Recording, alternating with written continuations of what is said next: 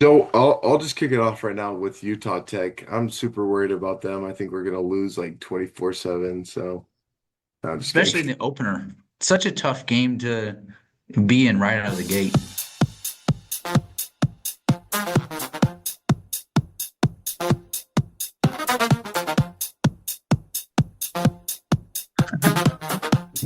All right. Oh. Hello and welcome back to Hike the Y, a BYU sports podcast.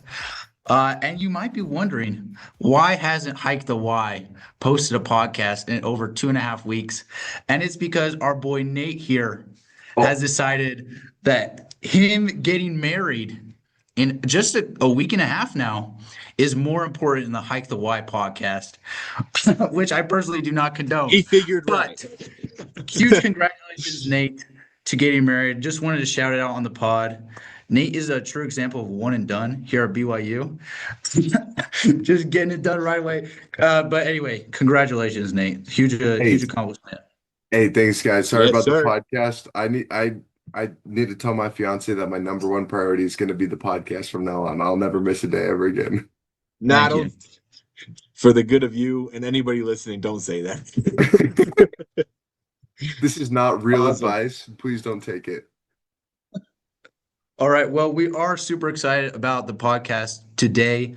We're pretty much going to do a BYU football season preview, about a month and almost a half out of the actual season starting. But we're super excited. And we're going to actually kick it off to Nate to start us off today. Okay, I've got a little competition for the two of you. It's gonna be Connor versus Brandon. Okay. Good old. Oh man, here we go. And we're talking BYU roster, so we're going good old ball knowledge today. Okay, so we're gonna imagine that both of you have $15. I don't know if you've seen this trend Oh, online, yeah. but you get to draft your own roster, but you guys have to bid for how much it's going to be. So Connor is going to start first. Actually, Brandon, because Brandon starts the letter B. Connor's after that. Oh, So okay. we're going to start Okay. with Brandon. Okay. I'm going to name a player on the BYU roster in a random order. So, like, you could get anyone from Bear Bachmeyer to some other person that you've never heard of, the third Okay. back, the third quarterback, right? And you need to draft your best team, but you only have $15, okay? And so Wait, so you how guys, many players do I end up with? so you end up with five. Okay. Okay. And so the last like four and five could be for free. And it just depends on who went first. So it really just depends. How much are you going to spend on one specific player? You could get Bear Bachmeier, you could get some Joe Schmo that no one's ever heard of. So we're going to All go right. with Brandon, starting with Brandon. Evan Johnson. How much do you want to take for Evan Johnson? Mr. Schmev himself saved BYU in the Pop Tart Bowl last year. He's coming in as I think the best, one of the best defensive players in the Big 12. So what do you bid in for Schmev? And by the way, Connor Wait, can give a higher price than you. if Connor gives a higher price, can I bid him back or no? Yes, yeah, you guys can bid back and forth until Oh, you have no money. all right. I love me some Smev. All the Smev memes I'm seeing too. I just love them. Ooh, You get corner Schmeb. defensive back isn't the most important position though. I'm gonna start it off. I'm gonna start it off at three because Mm. I feel like that's pretty good value for Smev. And then if Connor wants to go four, I'm gonna let you have it, Connor, because four is a Mm. lot if you have $15. Smith is one of the best players on this BYU roster, Man, so he is. That's a tough one. I think I'll take four and I'll take Ooh, Schmev. okay. hey, Okay. I don't mind. Schmev is I love Smith, but four, I'll take it. okay, Connor, you've got $11. Brandon's got nothing, or he's got 15 and nothing. Okay, coming up for our number two, we've got Bruce Mitchell and Connor. You Oh. get to start. Son of a dang. He got me. Um, Bruce is about as solid of a center as you can ask for. I will start at $3. Brandon, do I hear Can I ask if $4? if there's any more offensive linemen in this draft? I believe that there's no Hmm. more offensive linemen. So here's the problem. If I don't get Bruce Mitchell here, but I get LJ Martin later, is that like gonna mess it You're up? done. Because LJ could I be. should have asked if there was more defensive backs in the draft, Ooh, bro. yeah, that's a good point. I don't know, Maybe because I would have initially when let we you know. started this activity, I thought I was gonna be able to bid on whoever I wanted, and I was gonna start it off with Bruce Mitchell.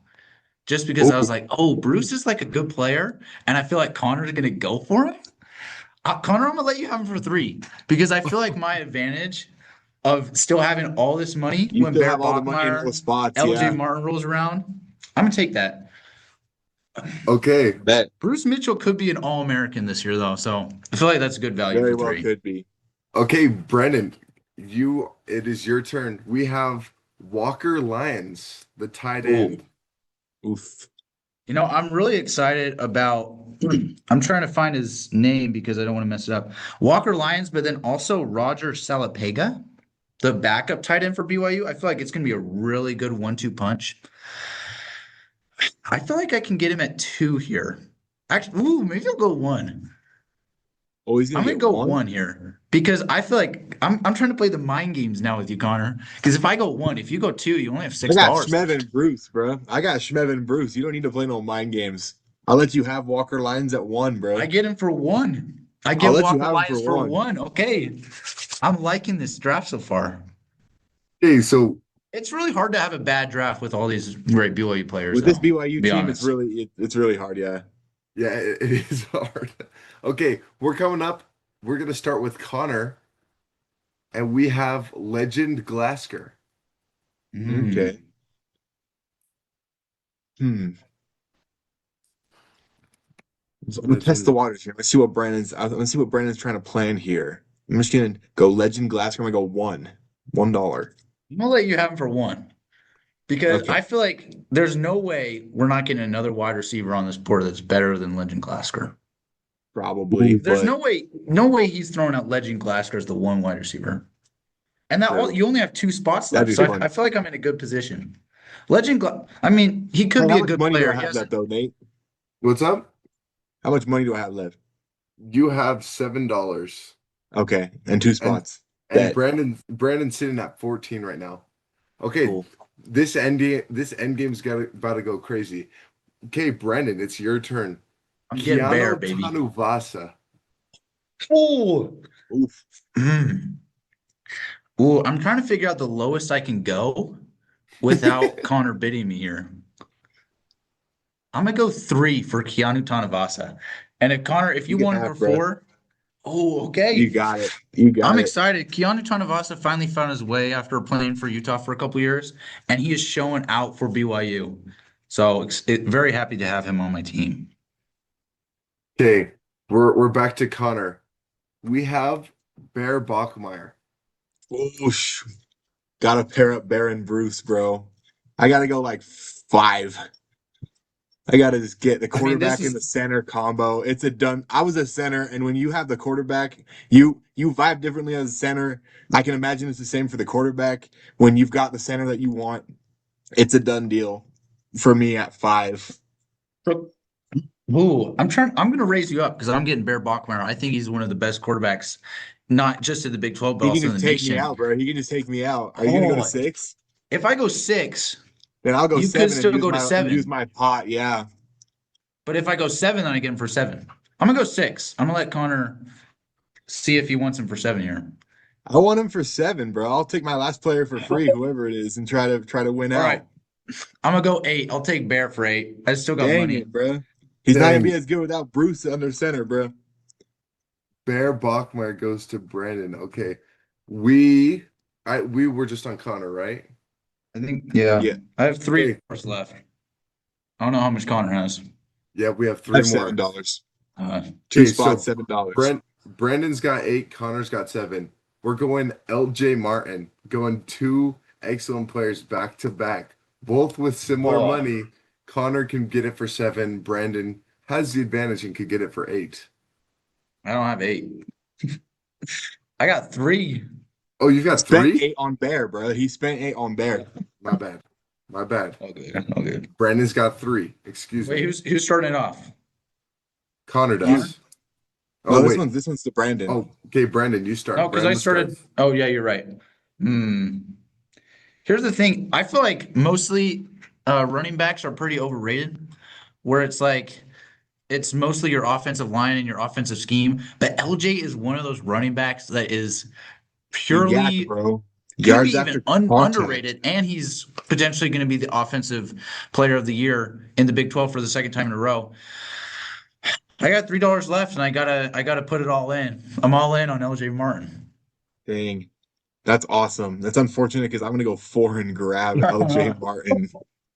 And you got Bruce Mitchell too, so that's a I got crazy Bruce and 1-2 LJ. I duo. didn't get Bruce and Bear, but I got Bruce and LJ, and I'll take Mm, that.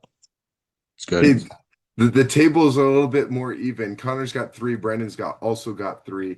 LJ Martin is now off the table. But we're Does going. Brandon still have three roster spot or two roster spots though? I Brandon's got got two. two. Yeah. Brandon's got Okay, yeah. two roster spots I'm I'm left. down to hoping my the last last guy one. is just some banger. Give me Okay. Falatal Satuwala for the Um, last one. we're gonna do Tiger Bachmeyer for the next one. And Ooh, this one goes to Mm, Connor. Connor can go first with I'm Tiger loving this Bachmeyer. because well, dang. And you Connor's can only have got him one for more spot. whatever. Connor, I'm I'm gonna not take. going to bid yet. Dang, he's not gonna bid me. He's gonna lock me with Tiger. I was gonna go Okay, I'll take the free. last two guys. I was gonna put at free. you're gonna put out free? Well, you gotta bid something. I gotta bid something. Yep. If Brandon's not gonna try to take Tiger from me, I'll go. I'll just put all three up to the bank. Tiger Bachmeyer for three. All Okay, right, let me Brandon. guess who my last two players are. Okay, I'm gonna there's I'm gonna two. I'm gonna pull it out of your mind, Nate. My last Okay. two players are Salatau Fatuala, or I think I mixed that up. Salatau Sotawala. Falatau Fatuala and Cade Ulave. Tell me those are my Ooh, last two. you've got one of them correct. You Who got was it? Satawala and then Sione Moa. So Okay, that so I will take final that. here's the Okay.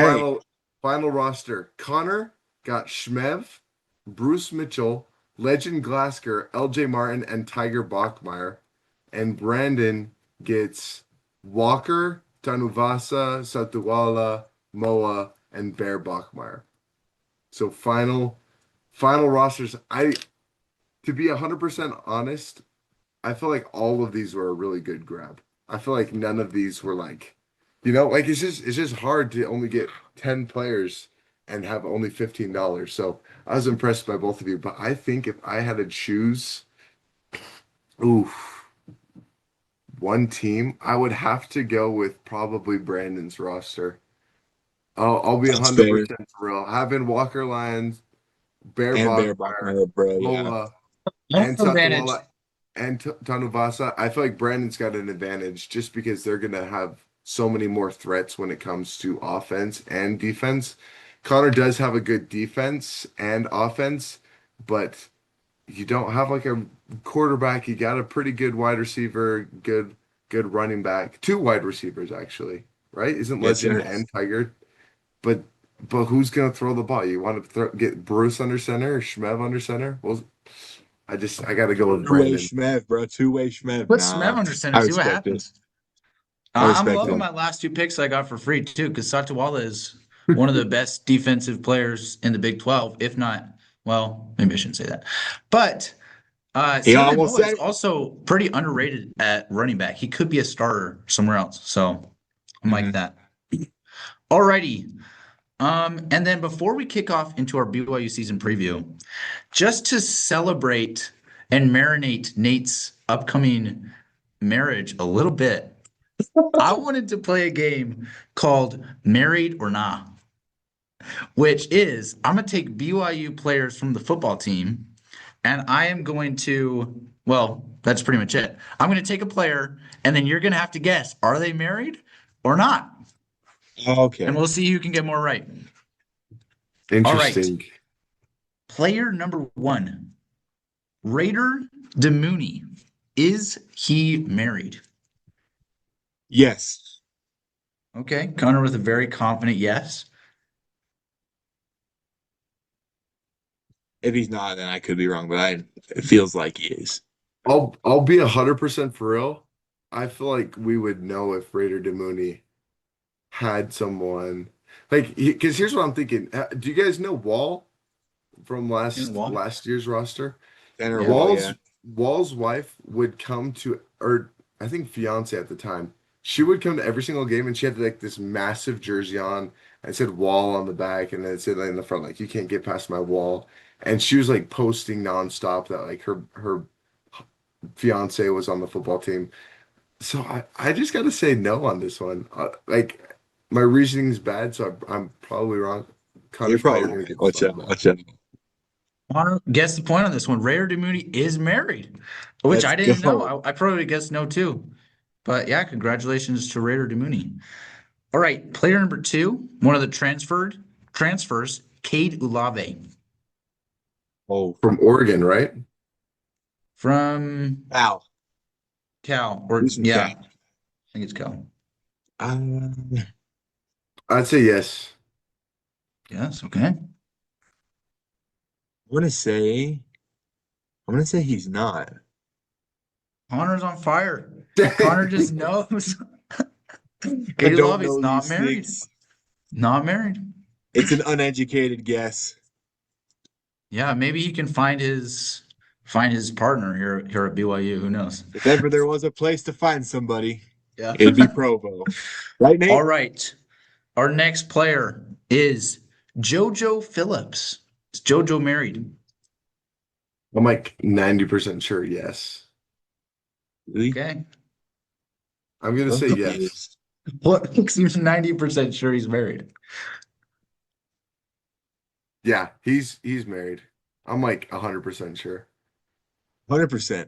Well, Okay. I'm like 50% sure he's not.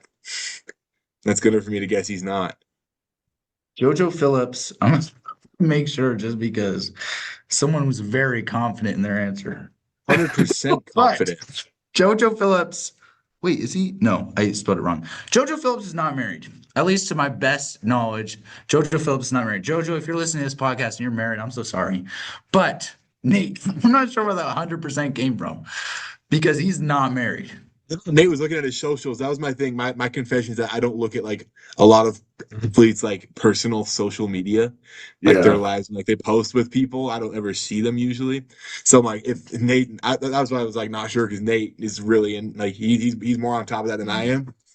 So like I'm gonna fact my check that. fault. And after this No, podcast, please I'm gonna do. check Yeah. All because right. And Okay. I swear I've seen that.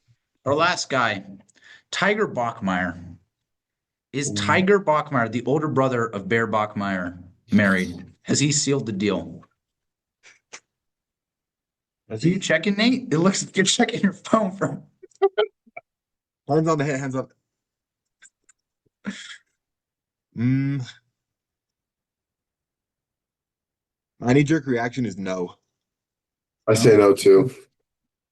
Oh, well, Nate, congratulations. You are 0 for 4. Ti- Tiger Bachmeyer is married, I believe. Hopefully, I'm right on some of these because, Nate's gonna fact check you anyway, on two now. yeah, I'm I'm pretty checking right sure now. Tyler Bachmeyer is married. Nate, I'm pretty surprised out of the first one out of the three of us to get married, and you just don't seem to see it in others. So that Amen. was an interesting performance. Good job, Connor. You got 3 out of 4. The important thing is he found it for himself, so Mm, Yep. wise Oh, words. Dave, I this like it. is I can't believe I just went 0 for 4. That's quite tragic. All Mm. right. Okay, let's Guys, move let's get into on it. Let's get into the to the season actual preview. football. We spent a lot of time on this, but let's move on to actual football. We're going to be previewing the BYU football season through tiers. So pretty much we're going to go through. I guess I'd rather start at the hardest matchups, the toughest games on the schedule, most exciting for sure, and then go down from there. And we're going to kind of preview the BYU season that way. You guys ready? Awesome. Yes, sir. So I'll just kick it off right now with Utah Tech. I'm super worried about them. I think we're gonna lose like 24-7. So no, I'm just Especially in kidding. the opener. such a tough game to be in right out of the gate. I'm just kidding. Definitely a tier one team. All due respect to the Trailblazers, but all right. All right. My tier one, I have two teams in this tier. That's Notre Dame and Utah. I feel like these are easily, maybe not easily, maybe Arizona ends up being really, really good. I think they're still a great team. I think these are easily the two hardest games, especially with the Utah game on the road this year. But BYU playing Notre Dame is just going to be such an insane matchup. There's a pretty good chance that both teams are going to be undefeated and in the top 10 coming into that game, which would be the first top 10 matchup in BYU history at Lavelle Edwards Stadium. So it'd be super fun if that was the case. But Notre Dame could also be the number one team ranked in the nation coming into that game. That's how good they are. I'm really excited for this game, and it could completely change the BYU season, however it goes. Yeah, for sure. I have those two teams as well, Notre Dame and Utah, because I feel like Utah and whoever else ranked that we play is going to be in the tier one. But I did also put Arizona, not necessarily because of the quality of team, however of a good team they are, but more when it's happening. It happens after a tune-up game with Utah Tech. And this time we do get to play at LaBelle Edwards Stadium, but gentlemen, this is going to be it's going to be a different game. I don't know if they've announced the kickoff for this one. I did forget. I think if they did, then we don't play. Yeah, 1:30 p.m. kickoff time. So Yeah. we don't get the midnight magic like we usually do. This is going to be tough. And it's, still beginning of September. It's still kind of hot. All the kinks that they may have discovered against Utah Tech may not all be fixed. This is not going to be BYU at its strongest form. That puts it in tier one for me. Yeah, I like that take, Connor. Taking Arizona that early in the season, I think it's a little bit of a risk. I was looking at the roster, and I hate saying, okay, we're gonna go undefeated. Like one thing that I've learned as a BYU Cougar is when we think we're gonna go undefeated, we end up going like 3 for 8 or something like terrible or 3 for 9. And so I'm looking at the schedule, and I do think that the only two games that we could potentially lose are against Arizona super early in the season, and then just kind of like fixing it from there, and then Notre Dame coming October 17th. Think we could lose to Utah? I don't think so. Wow. I'll be 100% honest. I'll be an arrogant BYU slash Utah hater. I think BYU has what it takes to beat Utah. Um, I think BYU is going to go down to Rice Eccles, and I think that um, Utah doesn't stand a chance. I think it's going to be a close game, like how it normally is. But I think going that late in the season, I think BYU is going to have everything under control, and BYU is just going to pull out a bunch of tricks that Utah is not going to be ready for. But Utah is also going to be pulling out tricks, just like how we saw last season, and that we've seen every season in the past. And the only thing that's unfortunate about the weekend of BYU versus Utah is that game's going to get zero coverage because I'm pretty sure that is the biggest game for literally everybody else in college football. Um, so not too super worried about Utah BYU this year, but Notre Dame and Arizona are both two of the biggest threats that I think could Yeah. make or break this The undefeated. interesting oh, sorry. The interesting Sorry. thing about Utah as well is that they have a new head coach, Morgan Scalley, after Kyle Whittingham was there for 21 years. So that could be a little hiccup in Utah's season. And then also they've lost some key players to the offensive line, namely Spencer Fano, who went in the top 15 in this last NFL draft. He was one of the best offensive linemen in the nation. And so I feel like BYU's new and improved, hopefully new and improved pass rush, as well as their linebacking crew, can hopefully rain some terror on Devin Dampier. And then going back to the Notre Dame game, which I haven't been so excited for a game at BYU in probably life, just because it's such a high intensity game and such an important one. They do have one of the best quarterbacks in the nation in CJ Carr. But an interesting statistic I found from last year is that in 2025, they were 10-0 in games that they rushed for 140 yards or more. and 0-2. Their two losses came in games where they rushed for less than that.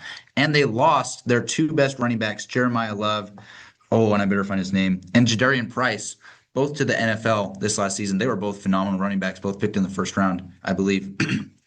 uh, but if BYU can stop their run game and maybe Smev, who Connor really likes, he'd pay $4 for him, can get an interception at a huge time and maybe BYU can make some mistakes. I'm really hoping it's a night game. I think ESPN's going to probably put it at like 4 in the afternoon just because it's going to be such a high profile matchup. They want everyone to see it. But if for some reason the game was at 6 or maybe 8:15, BYU's fans could really affect that game. So super excited. Yeah, I think the biggest thing about Notre Dame BYU is gonna be timing. I think if we catch a morning game or something like around 10 a.m., I think that's not going to be good. And that is how close I think this game's going to be. If you look on ESPN right now, it says that Notre Dame's going to win 70 or like 76% to 24%. But I think as we get closer to that game, it's going to be around 50-50, especially since BYU is going to have that home field advantage. I'm excited to see who is going to be leaving that arena not talking anymore. Because both sides are always, Notre Dame and BYU are always like, oh, we never played quality games, so we're not going to be anyone. That's what you hear from everybody. Okay. But having Notre Dame and BYU go up against each other, it's just going to be absolute cinema. We're going to be able, I think there's going to be a lot of drama around this game. And I think if anyone, I think everyone on the BYU team right now has two games circled, and it's BYU Utah and BYU Notre Dame. And I think the biggest priority is going to be watching Notre Dame. I think if Notre Dame still had Jeremiah Love, we'd have some issues. But after Love's gone, I think all that's left for the Notre Dame is heartbreak. That's all that's going to be coming October 17th. I sure hope so. Nate is exactly what BYU fans want to hear, man. Put on those He's the blue blue goggles, goggle. baby. He's our blue goggle mascot, bro. I will say that is like in terms of you look at these like not necessarily with so much of a fans, but with like an analytics perspective. And this will never come up in the locker room or anything, but you have to pick Notre Dame as a schedule loss. You'd say how many games are we going to win? They do this in like different professional leagues and whatnot. Like okay, that's a schedule loss. You play like in the NBA, you play on a back to back. The second one is a schedule loss. Doesn't mean you're going to lose it, but it's a game that on the schedule you have to kind of just anticipate that you're not going to be in the most favorable conditions. And I think that's BYU against Notre Dame, where it's just they're that good and they get a home game in front of their crowds, in front of their crowd the week before, and then a bye week after. That's really going to play into it when they can give it all. But BYU's got to travel to Orlando the week after they play Notre Dame. So they have to be playing with another game in mind where the Irish have another week. And that I think really is going to make a difference in this game. I don't Yeah, know if I want to predict it right now, but we can talk about that later in the season. But that's the tough nature of BYU having that game where they have it. They do have a Friday game the week before, which could give that extra day would be nice, and it will be nice. But that Notre Dame game is a schedule loss for me on the in terms of just analytical. and that's a really interesting point you bring up about the bye week after, because obviously players every time they're going to be like, okay, we're 100% preparing for the next team on our schedule. That's all we're thinking about. But in reality, players they are preparing for that team and they are really focusing on that team. But it's always in the back of their mind, oh, we got this big game next. And sometimes you're having the coaching staff just put on. You have some guys preparing for the next game, so then the next week can go smoothly. But if you have a bye week that's so much different, you can put so much more energy into the one game. But nevertheless, it's going to be super fun. All right. Let's move on to tier two. Tier two of BYU games. I didn't have BYU losing any of these games. I think the only games BYU could lose would be to Arizona, Utah, or Notre Dame, barring injuries or maybe some just terribly played game. But my tier two consists of Arizona, which is a fringe tier one team, especially where they're playing, TCU, and then Arizona State. Like it. I like it. I kind of I didn't do 4 tiers like Brandon. I did 3. I just combined, like, there's kind of like a gray area between 2 and 3. But I just think the first team that came to my mind when I thought tier two was UCF, namely because of what I already said. Um, BYU having to, either bounce back or keep momentum going after their game against Notre Dame.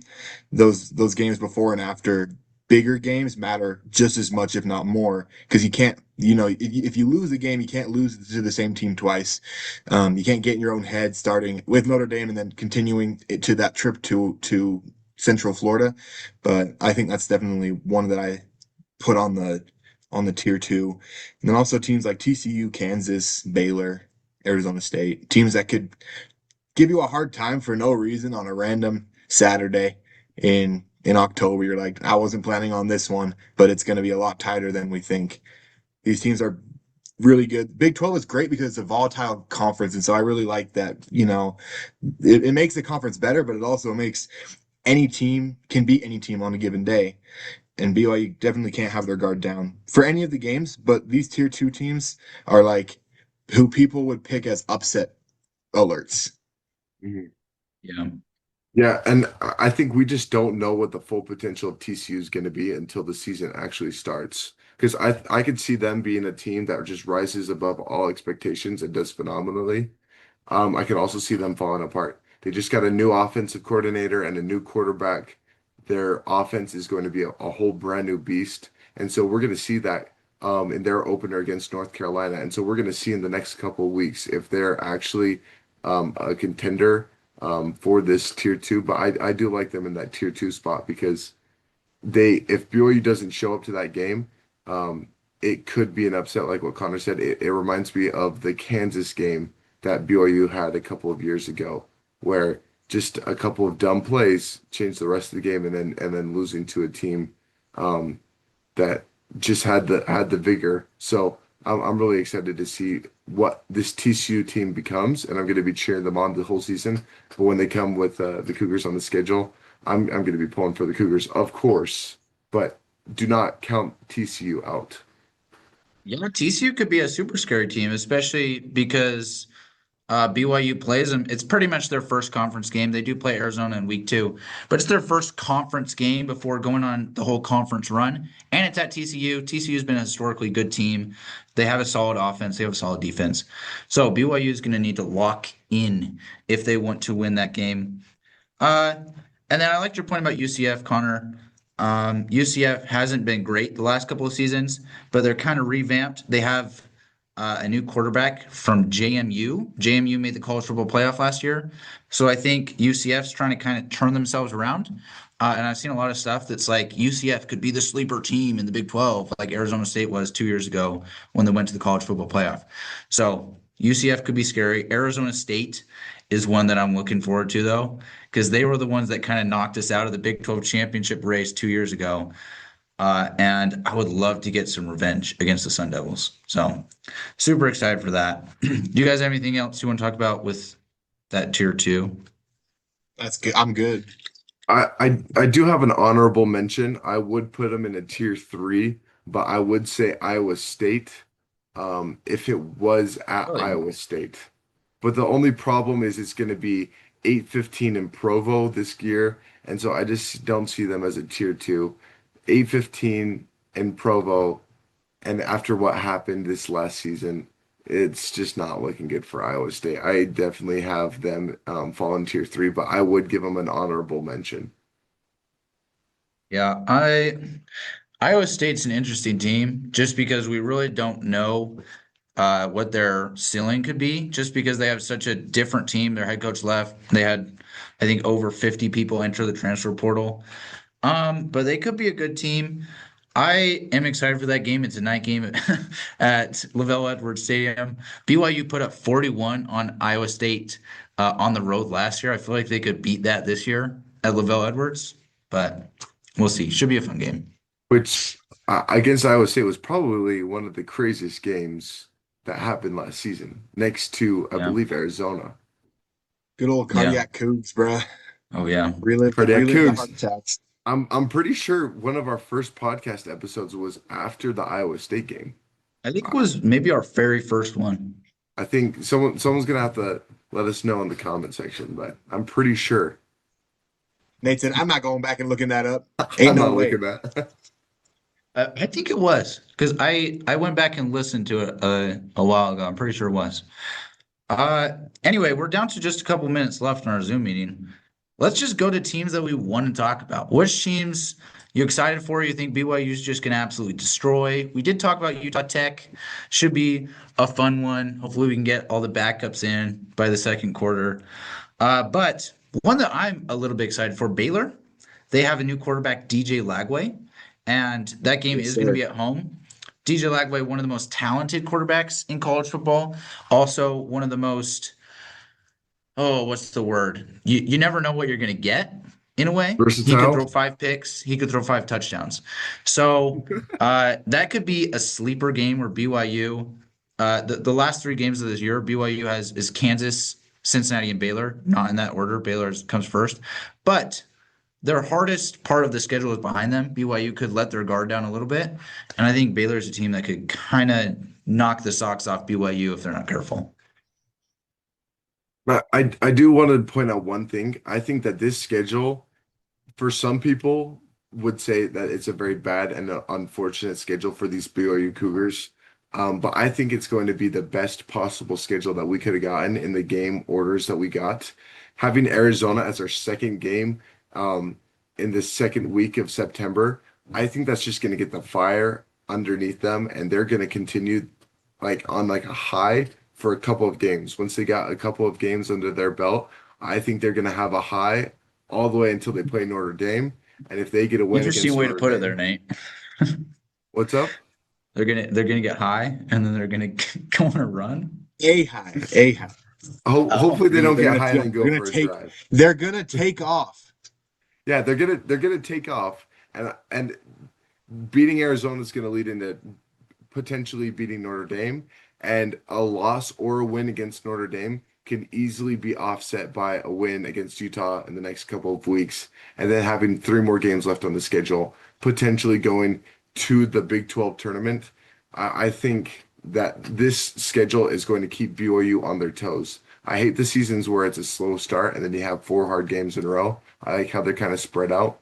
And so I'm pretty excited to have the gap between Arizona, Notre Dame, and Utah, and then having that lead straight into potentially Utah, Texas Tech, or Arizona, maybe TCU, maybe another repeat of one of our harder games this season in the championship. Yeah, man. I think what I'm just most excited for is this season. Real quick, I don't think I got much time, but this is the season, guys. This is the schedule that BYU's been waiting for. This is the roster that we've been waiting for. Everything off the field aside, this is the time for BYU and the Big 12 to shine. This is where Big 12 boasts some of the strongest teams that they've ever had, all in a row, all at a time, and they need them to go well, right? Taking off the all blue goggles and putting on the Big 12 goggles, we need teams like Texas Tech, Utah, Houston, Arizona to perform well. We're trying to win a new TV deal and all that. This is the season where it all needs to happen. Everybody, all the stars need to shine, and it needs to be a competitive Big 12, and BYU is going to be right up in there. This is BYU's season to shine. Apart from everything, there's nothing like the fact that we're talking about conference championships. It's crazy, but this is the season. Last season was oh, it happened. We made the championship game. That's great. This is that we are expected. And so that's how the biggest roadblock, I think, is our own expectations for the team. Because of how good this roster is, they should be in a position to make the Big 12 championship. And I want to see them do that. Yeah, BYU has the team. They have the schedule with Notre Dame. If they win, the college football committee can't keep them out. So I'm super excited. Sir. All right. It is time to sign off. Can I get a go dogs? Go Dogs! Go dogs! Sick 'em. Lovely gentlemen. That was perfect timing. We gotta change up the outro.